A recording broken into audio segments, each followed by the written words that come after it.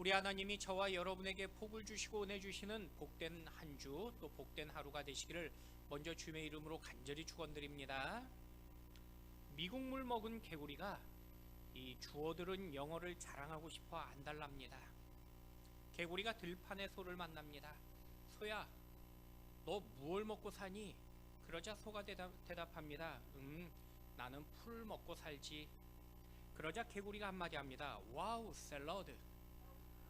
이번에 호랑이를 만납니다. 호랑이야, 너 뭘 먹고 사니? 그러자 호랑이가 대답합니다. 나는 고기를 먹고 산단다. 와우, 스테이크. 기분이 좋아진 개구리가 폴짝거리면서 들판을 헤집고 다니다가 뱀을 만납니다. 뱀아, 너 뭘 먹고 사니? 그러자 뱀이 이렇게 말합니다. 너처럼 혀 꼬부라진 개구리를 잡아먹고 살지. 그러자 깜짝 놀란 개구리가 이렇게 대답합니다. 아따, 성님, 왜 그런다께? 우리 한번 옆에 분과 인사하시겠습니다. 주님의 자랑이 됩시다. 여러분, 우리 모두 예수님의 자랑이 되시길 축원드립니다. 세상의 모든 사람들 누구나 장점이 있고요, 또 잘하는 것이 있습니다. 사람들은 그런 장점을 늘 자랑하고 싶은 마음이 있게 됩니다. 어떤 사람은 돈을 자랑하고 어떤 사람은 건강을 자랑합니다. 어떤 사람은요, 명예와 권력을 자랑합니다. 그런데 어떤 자랑보다 기쁜 자랑은요, 부모가 자녀를 자랑할 수 있을 때입니다. 부모로서 자녀를 자랑할 수 있다는 것처럼 기쁜 것이 없기 때문입니다. 저도 처음 부모가 되었을 때 저의 딸들을 보면서 얼마나 신기했는지 모릅니다. 그런데 그런 자녀가 저의 장점을 닮았을 때는요, 아마 표현하지 못하는 그런 기쁨과 또 자랑거리가 되었던 걸 기억하게 됩니다. 여러분, 우리 주님도 마찬가지입니다. 하나님은 믿음의 자녀들인 저희를 보시고는 자랑하기를 기뻐하신다고 말씀하십니다. 우리가 주님을 닮아 주님을 기쁘게 할 때 하나님께서 자랑하신다고 말씀하십니다. 여러분, 성경에 보시면 욥기서라는 성경에 어느 날 사탄이 하나님의 보좌 앞에 찾아옵니다. 하나님 앞에 선 사탄이 먼저 하나님께 욥을 시험하겠다 그렇게 말하지 않았습니다. 그럼 하나님께서 사탄에게 먼저 욥을 자랑하십니다. 우리 욥기서 1장 8절 말씀 같이 한번 읽어보겠습니다. 여호와께서 사탄에게 이르시되 내가 내 종 욥을 주의하여 보았느냐. 그와 같이 온전하고 정직하여 하나님을 경외하며 악에서 떠난 자는 세상에 없느니라. 아멘. 여러분, 하나님께서 욥과 같이 온전하고 정직하며 하나님을 경외하는 자가 없다라고 지금 자랑하고 계신 것입니다. 여러분, 오늘 하나님은요, 주님의 자녀를 자랑하고 또한 기뻐하신다고 말씀하고 계십니다. 그 기쁨의 주인공이 다시 한번 여러분이 될 수 있길 축원드립니다. 오늘 본문에서 감옥에 갇혔던 바울은요, 성도들을 향하여서 그리스도의 자랑이라고 고백하고 있습니다. 그래서 본문 16절 말씀해 보니까 그리스도의 날에 내가 자랑할 것이 있게 하려 함이라 라고 말씀하고 있습니다. 주님 앞에서 주님의 자랑거리가 되어야 됨을 우리에게 말씀하고 있는 것입니다. 여러분, 오늘날 이 땅에 많은 교회가 있습니다. 대한민국 국민의 약 20%가 기독교인이라고 그렇게 말합니다. 그러나 때로는요, 교회를 자랑하지 못하고 교인됨을 자랑하지 못하는 경우가 얼마나 많은지 모릅니다. 오히려 방송과 언론을 보면서 교회 다니는 것이 때로는 부끄러운 일처럼 느껴지는 그런 마음이 일어날 때도 있더라는 것입니다. 아마 세상에서 우리를 바라보는 기준이 높은데 우리가 그 시선에 맞추지 못할 때 실망감을 표현했던 것일 것입니다. 그 순간 우리는요, 세상에서 주님의 자랑이 되지 못하더라는 것입니다. 오늘 성경은 하나님께서 자녀인 나를 보실 때에 자랑거리가 되어야 한다고 말씀하고 계십니다. 여러분, 다시 한번 하나님께서 나를 보시고 여러분을 보시며 기뻐하실 뿐만 아니라 또 자랑거리가 되어지는 저와 여러분의 귀한 삶들이 되시길 다시 한번 주님의 이름으로 간절히 축원드립니다. 그렇다면 내 삶에 무엇이 주님의 자랑이 되어야 한다고 오늘 본문은 우리에게 말씀하고 계실까요? 첫 번째는요, 구원의 삶을 통해서 주님의 자랑이 되어야 함을 말씀하고 계십니다. 여러분, 주님은요, 하나님의 자녀들인 우리에게 주님의 자랑이 되기 위해서 첫 번째로 내 구원을 이루라라고 말씀하고 계십니다. 우리 오늘 본문 12절 말씀 같이 한번 읽어보겠습니다. 그러므로 나의 사랑하는 자들아, 너희가 나 있을 때뿐 아니라 더욱 지금 나 없을 때에도 항상 복종하여 두렵고 떨림으로 너희 구원을 이루라. 세상의 모든 종교는요, 구원을 얻기 위해서 반드시 어떤 구원의 행동과 공로를 요구하는 걸 듣게 됩니다. 그래서 강압적으로 선을 행하기도 하고요, 자기를 강하게 절제하며 그리고 스스로를 자제하는 걸 보기도 합니다. 이런 일들을 통해서 자신의 종교 안에서 구원을 얻기 위해서 노력하는 그러한 행동인 것입니다. 하지만 성경은요, 구원을 결코 나의 선행이나 공로가 아니라 오직 하나님의 은혜라고 우리에게 말씀하고 계십니다. 내가 어떤 일을 했기 때문에 구원 얻은 것이 아니라 단지 우리는 믿음으로 구원 얻었다라고 성경은 말씀하고 있기 때문입니다. 그래서 기독교를요, 은혜의 종교라고 그렇게 고백하는 것입니다. 여러분, 오늘 본문에 보시면 바울이 너희의 구원을 이루라 라고 말씀하고 계십니다. 마치 이 말씀을 우리는 구원받기 위해서 선행이나 어떤 공로를 요구하는 것처럼 그렇게 오해할 수가 있습니다. 하지만 오늘 본문의 의미는 결코 그런 의미는 아닙니다. 구원을 이루라는 이 말씀은요, 내가 구원받은 성도로서 이제는 구원에 합당한 삶을 살라라는 그런 원어적인 의미를 표현하고 있는 것입니다. 여러분, 먼저 12절 말씀 보니까요, 나의 사랑하는 자들이란 말씀으로 시작합니다. 다시 말씀드리면은 지금 믿지 않는 불신자들에게 말씀하신 것이 결코 아닙니다. 이미 구원받은 믿음의 자녀인 저와 여러분을 향해서 말씀하신 것입니다. 이미 구원받은 성도들에게 구원을 이루라 라고 말씀하신 것은 다시 구원받아야 된다라는 그런 재구원을 의미하는 것이 결코 아닙니다. 이제는 구원에 마땅한 삶을 살아가라는 우리에게 이제는 즉각적인 명령을 말씀하고 있는 것입니다. 여러분, 우리나라에서요, 아기가 태어나면 출생신고를 하게 됩니다. 출생신고를 하면 즉시 대한민국 국민이 그 순간부터 되는 것입니다. 대한민국 국민으로서 자라가면서 의무와 권리를 배우고 이행하게 됩니다. 그런데 간혹 대한민국 국민 가운데 범죄자들이 있습니다. 법대로 살아가야 되는데 법을 무시하고 법을 파괴하는 자들입니다. 그러면 경찰에 입건되어지고요, 죄의 경중에 따라서 검찰에 또 구속되기도 합니다. 그리고 재판받고 감옥에 갑니다. 죄의 경중에 따라서 판사에게 무기징역 또는 심지어는요, 최고형인 사형을 선고받을 수도 있습니다. 그런데 아무리 큰 죄를 지어도요, 판사가 하지 못하는 판결이 있습니다. 그것이 바로 대한민국 국적을 취소하는 것입니다. 아무리 흉악한 범죄인이라 할지라도요, 결코 대한민국의 국적은요, 취소할 수 없는 것입니다. 여러분, 이 땅에 많은 기독교 교단과 교회들이 있습니다. 우리 베델교회는요, 장로교회입니다. 장로교 신학은요, 하나님의 주권 신앙을 고백하는 그러한 신학입니다. 죄인을 오직 하나님의 은혜로서 구원하셨다는 그 사실을 믿고 고백하는 신앙이 바로 이 장로교의 특징 중에 하나입니다. 그리고 그 구원은요, 단 한 번의 사건이 되는 것입니다. 이후에 나의 환경이나 조건, 나의 감정으로 인해서 구원을 잃었다가 또 얻고 이러한 반복이 결코 일어나지 않더라는 것입니다. 단지 내가 예수님을 믿는 그 순간에 우리는 일회성으로 우리는 구원의 그 은혜를 누리는 것입니다. 구원의 주체가 내가 아니라 하나님이 주시는 그 은혜이기 때문인 것입니다. 내가 주님 앞에 오직 믿음으로 얻은 선물이라고 성경은요, 우리에게 말씀하며 가르쳐주고 계신 것입니다.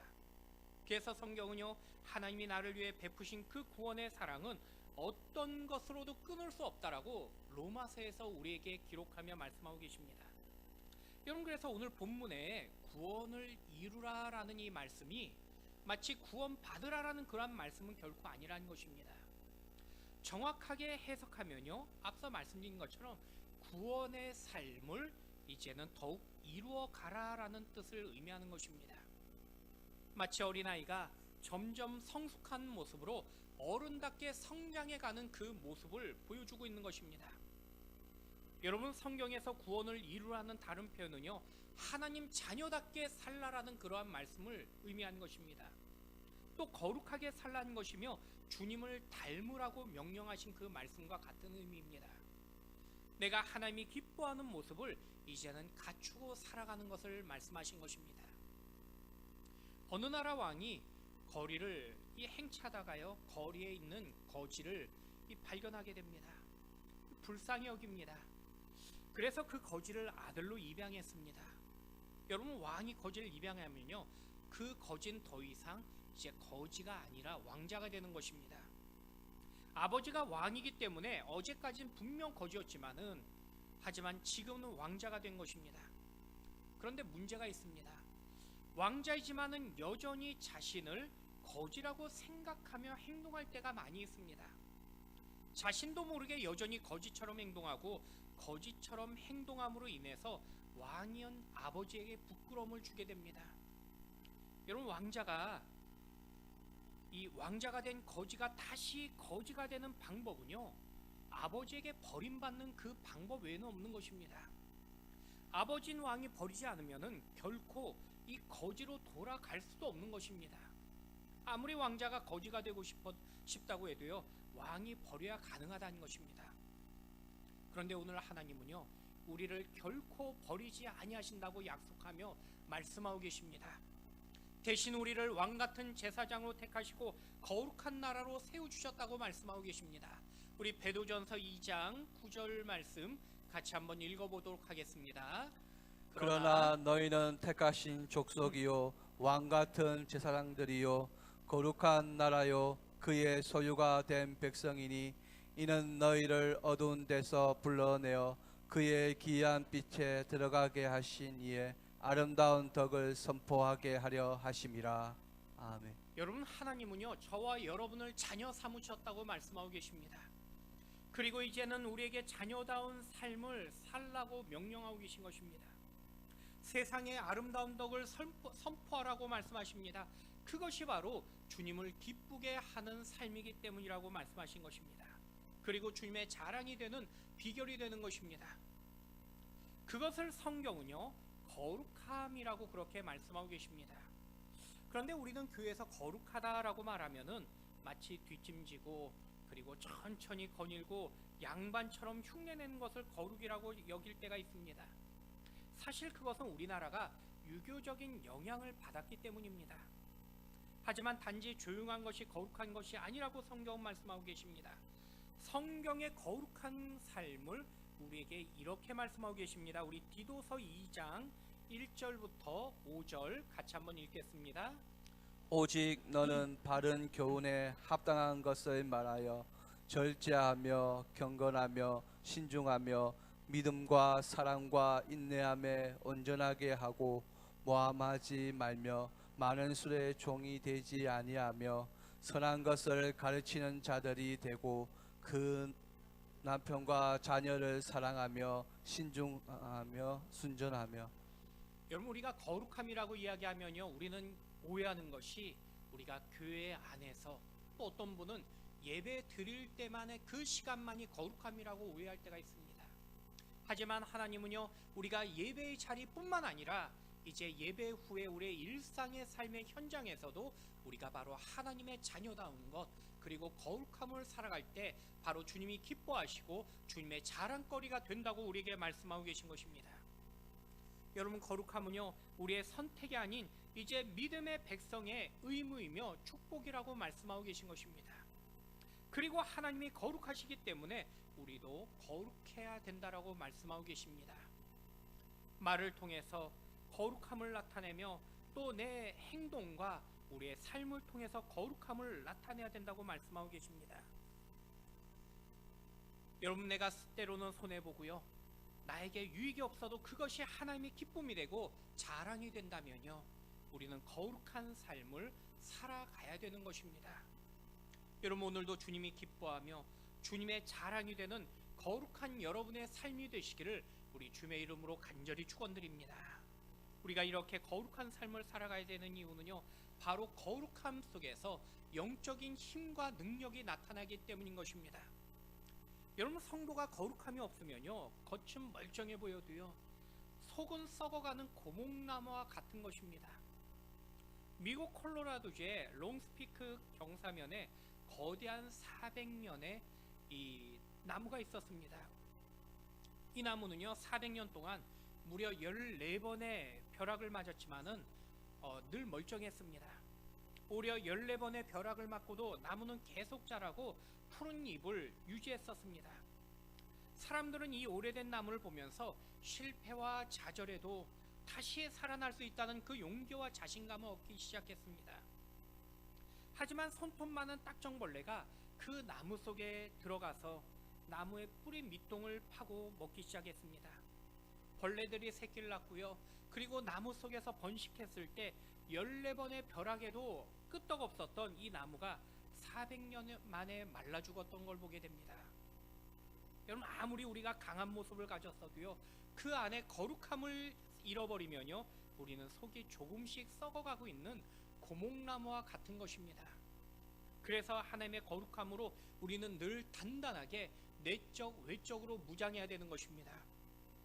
거룩한 삶을 살아가며 거룩함으로 우리가 무장할 때 우리의 그 건강한 성도의 믿음의 모습을 우리는 가질 수 있기 때문인 것입니다. 그리고 우리의 그 거룩함을 보시고 주님은 기뻐하시고 주님이 자랑하신다고 오늘 성경은 말씀하고 계십니다.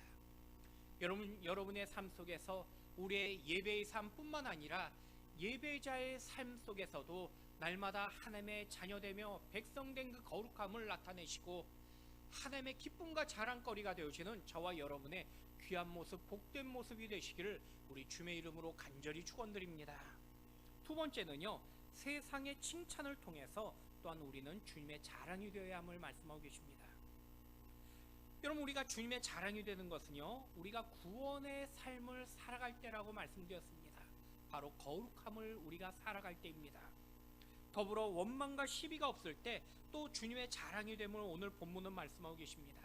우리 14절과 15절 말씀 같이 한번 읽어보도록 하겠습니다. 모든 일을 원망과 시비가 없이 하라. 이는 너희가 흠이 없고 순전하여 어그러지고 거스르는 세대 가운데서 하나님의 흠없는 자녀로 세상에서 그들 가운데 빛들로 나타내며.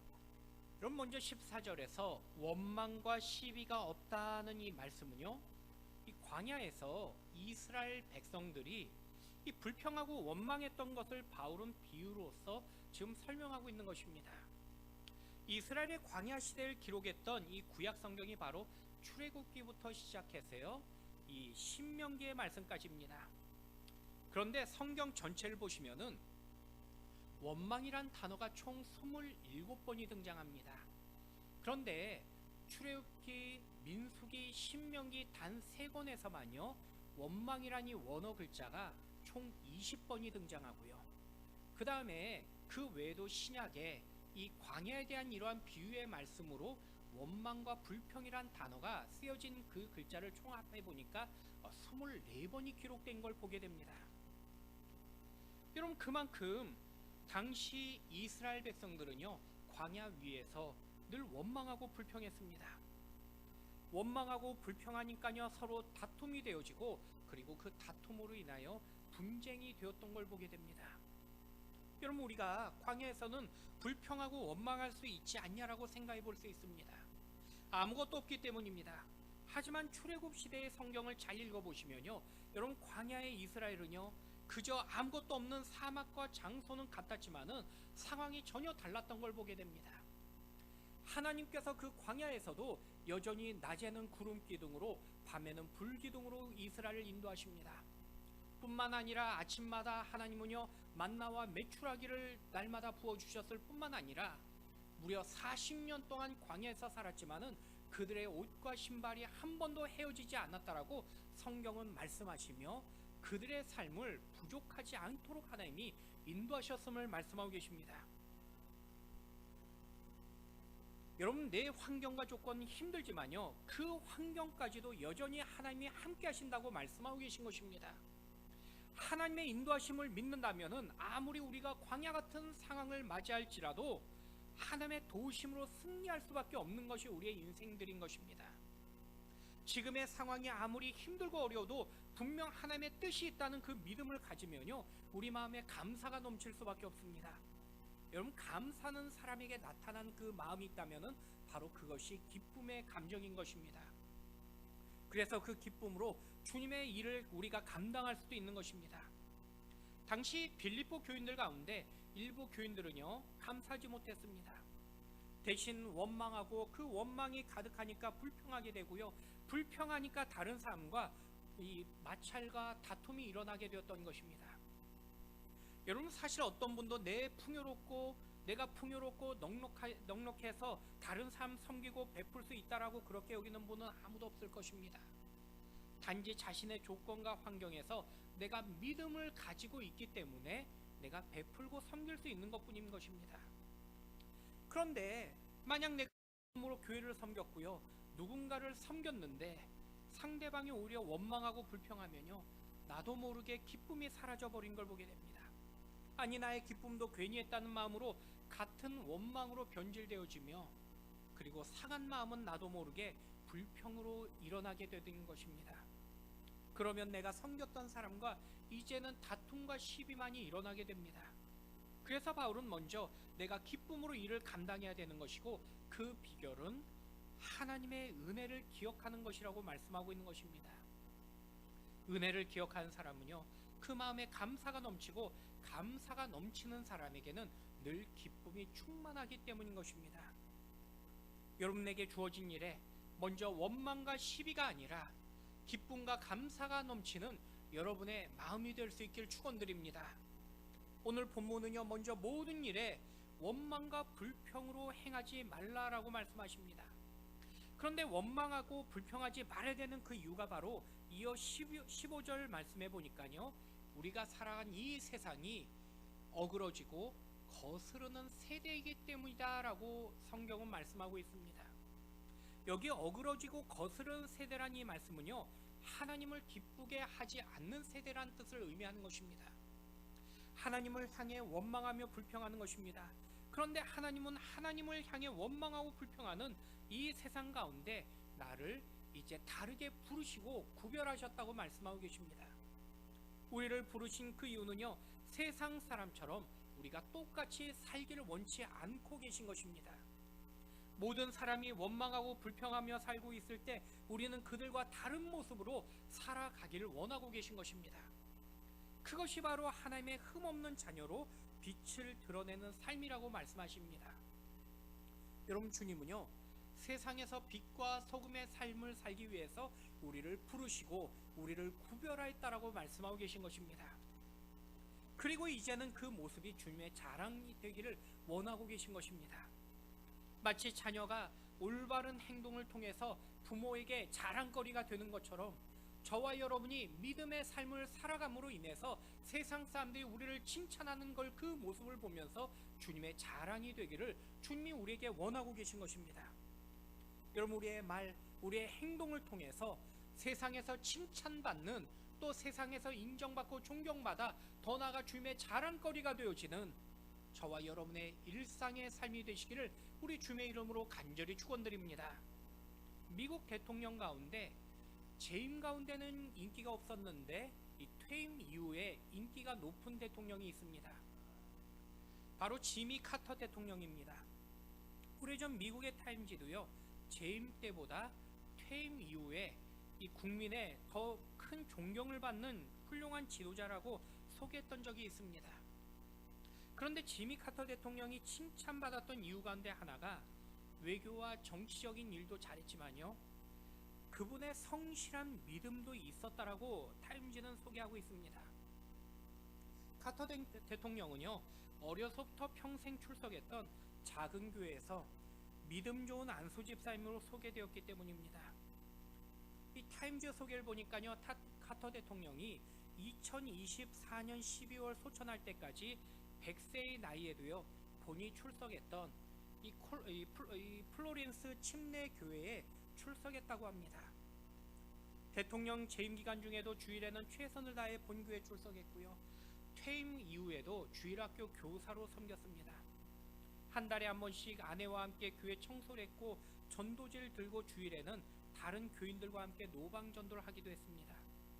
사람들이 이런 고령의 전직 대통령을 칭찬하면서 실제로 이 모습을 보기 위해서 이 플로렌스 침례교회를 방문하기도 했다는 것입니다. 카터 대통령은요, 방문한 모든 사람들에게 그리스도인의 좋은 이 모범을 보여주며 칭찬받는 지도자의 이 올바른 모습을 몸소 보여줬던 것입니다. 여러분, 우리도요, 무엇을 하든지 주님의 자랑거리가 되어야 합니다. 우리가 무엇을 하든지 우리가 그리스도인으로서 세상에서 칭찬받고 인정받는 우리의 삶이 되어야 되는 것입니다. 여러분, 세상에서 이 한 주간에 그리스도인으로서 칭찬받고 인정받는 여러분의 귀한 모습이 될 수 있기를 주님의 이름으로 간절히 축원드립니다. 마지막 세 번째는요, 내 삶의 헌신을 통해서 주님의 자랑이 되어야 함을 말씀하고 계십니다. 여러분, 오늘 성경은요, 마지막 우리의 삶을 통해서 주님의 자랑이 되어야 된다라고 바울은 우리에게 권면하고 말씀하고 계신 걸 보게 됩니다. 우리 16절과 17절 말씀 같이 한번 읽어보도록 하겠습니다.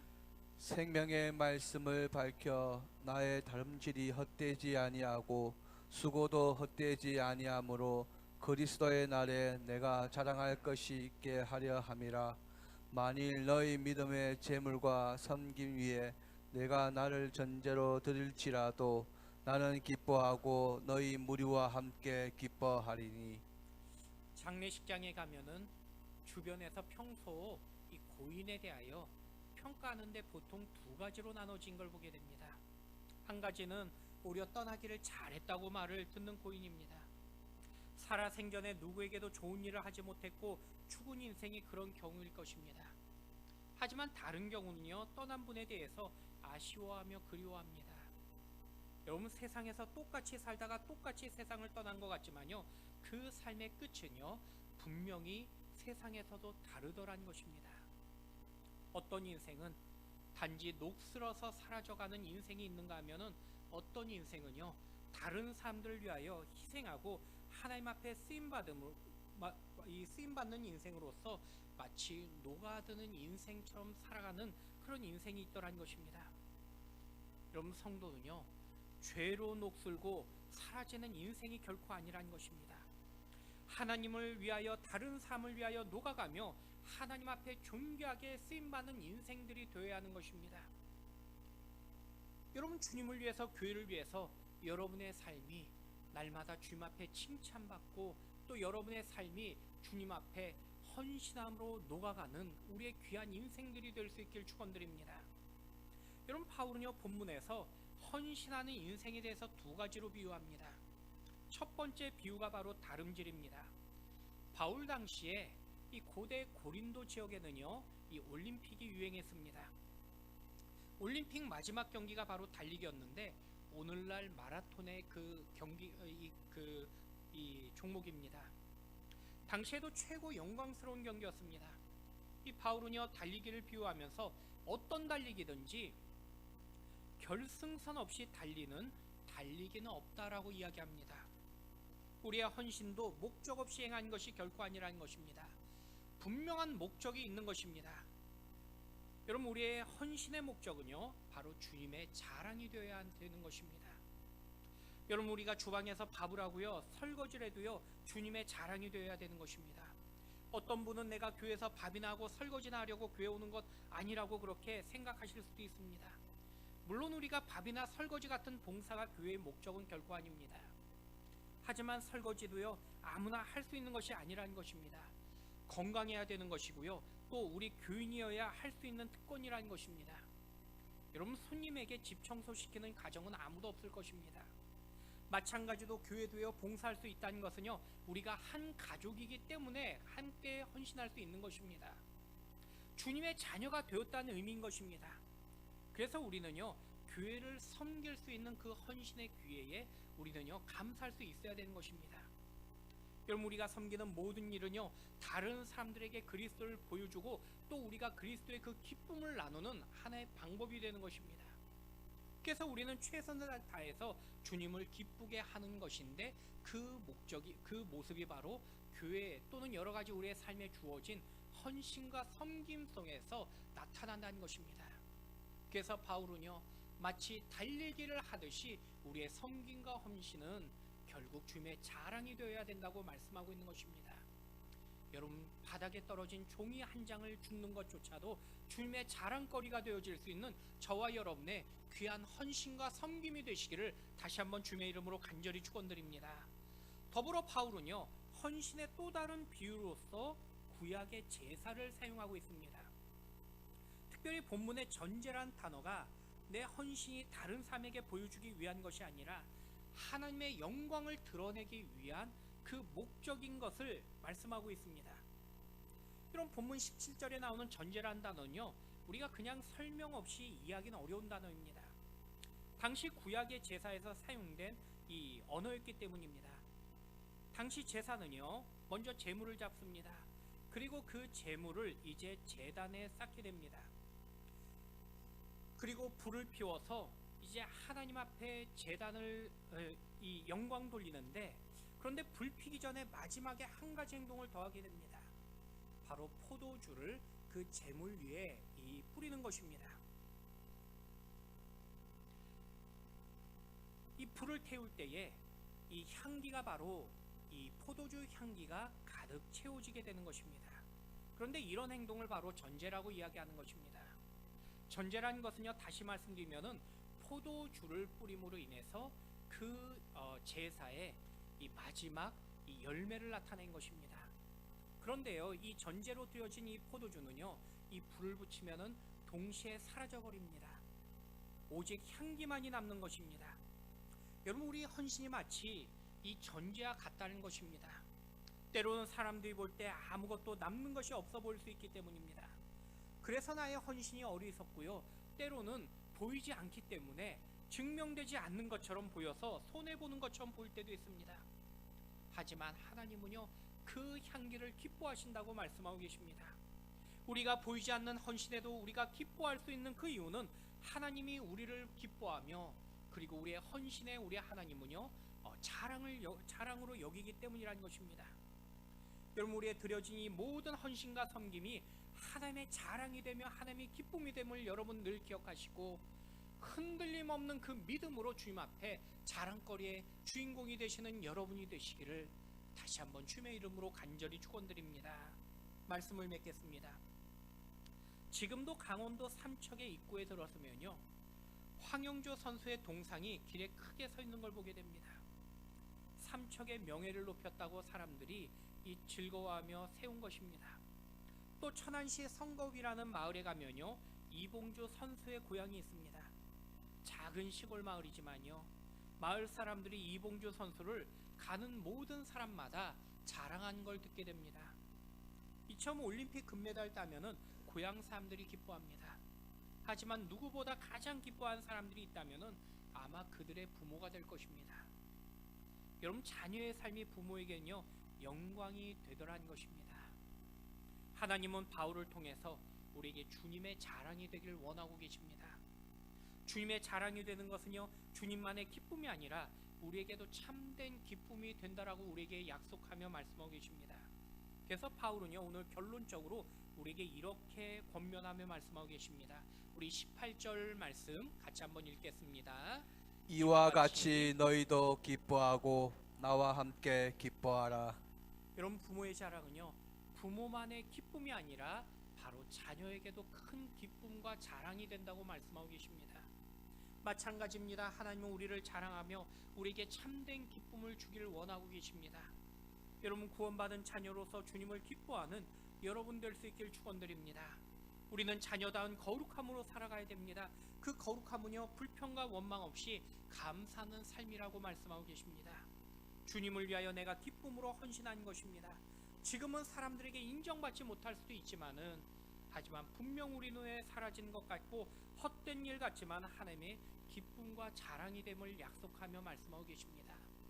여러분, 오늘도 주님이 기뻐하며 자랑이 되어지는 여러분의 귀한 믿음의 모습, 귀한 삶을 통해서 하나님께 영광이 되어지고 저와 여러분에게 더 큰 기쁨이 되어지기를 다시 한번 주님의 이름으로 간절히 축원합니다.